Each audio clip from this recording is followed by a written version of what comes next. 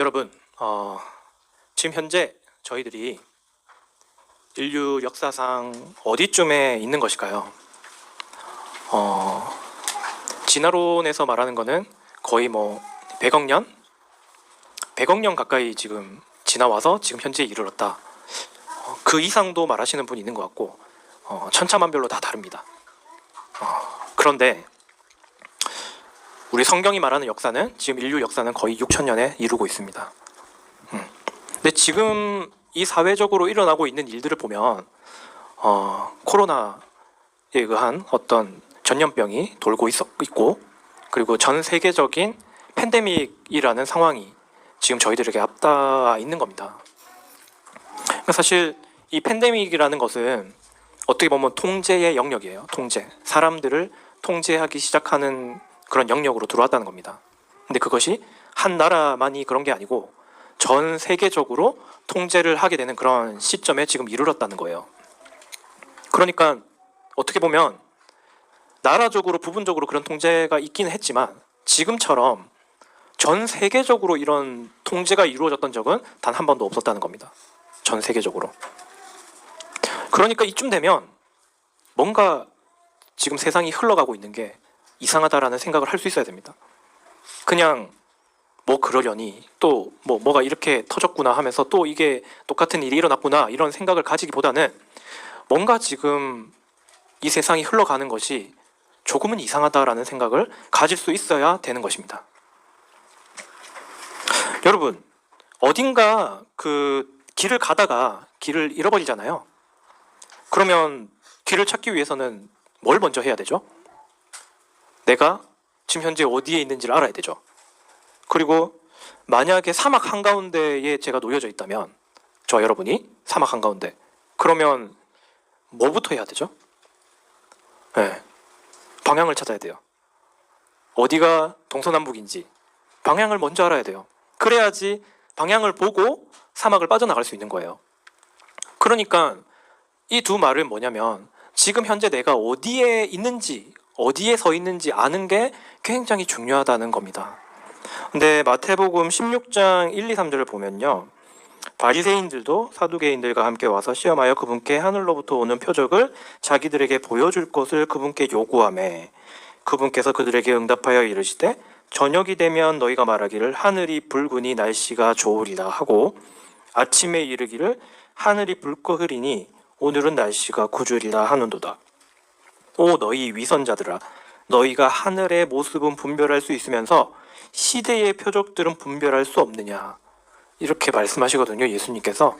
그러니까 이게 뭡니까? 자연 현상을 보고 너희들이 이런 일이 일어날 것이다 라는 것을 판단할 수 있으면서 어떻게 지금 현재 일어나고 있는 이 일들을 보고도 왜 모르냐 라고 예수님께서 말씀하시는 거죠. 그러니까 이게 지금 현재가 어떤 상황인 건지, 우리 사람들이 어디쯤 와 있는 건지 아는 것은 굉장히 한 사람의 삶 안에서도 중요한 일이라는 겁니다. 근데 그도 그렇게 공부를 잘하는 사람은 내가 지금 얼만큼 공부의 영역에서 내가 자리하고 있는지를 알아야, 그래야지 더 잘할 수 있거나 더 이렇게 시간을 투자하거나 이런 것들을 할 수 있는 거하고 같은 원리인 겁니다. 그래서 오늘 본문을 보면 질문을 좀 하고 있잖아요. 근데 오늘 이 질문을 하기 전에 1, 2절을 보면은 뭐라고 말씀하시냐면 예수님께서 이 성전이 돌 하나도 다른 돌 위에 남지 아니하고 다 무너지리라 라고 말씀하고 계신데 그 뒤에 오늘 본문이 나오는 거예요. 근데 오늘 본문을 보면은 여러분 평소에 그냥 지나쳤을 수도 있는데 질문이 3가지가 있어요. 자세히 보면요, 어떻게 질문하죠? 성전이 무너지는 때가 언제인지 물어보고 있어요. 그리고 주께서 오시는 때의 표적이 무엇인지 물어보고 있어요. 그리고 또 하나, 세상 끝의 표적이 무엇인지 물어보고 있어요. 그러니까 3가지 질문이 있는 거예요, 여러분. 그러고 나서 4절에 보면은 4절부터 쭉 그 밑으로 예수님께서 그 3가지 질문에 대한 답변을 하고 계신 거예요.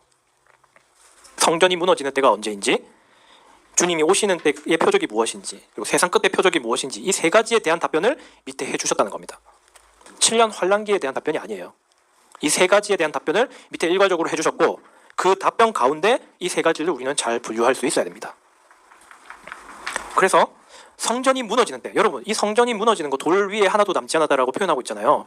이거는 예수님께서 예언을 해주신 거예요. 근데 지금 저희들은 어떻게 보고 있냐면 AD 70년에 티투스 장군에 의해서 예루살렘이 함락을 당했어요. 그때 성전이 무너졌다. 왜 그렇게 될 수 있었냐면 성전의 돌마다 금을 이렇게 발라놓고 만들었기 때문에 그 금을 캐기 위해서 로마 군인들이 모든 돌들을 다 무너뜨렸다라고 이렇게 보고 있는 거거든요. 그러면 1차적으로는 이 성전이 함락됐기 때문에 성취되었다라고 보는 거죠.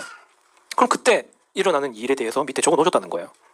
그런데 여러분 예수님 보통 예언을 보면요, 이중적인 예언이 굉장히 많이 있거든요. 그래서 이 말씀은 곧 또 다음에 지어질 성전에 대해서도 말씀하신 게 되는 거예요. 그러니까 그때가 언제냐라는 표적도가 되는 거죠.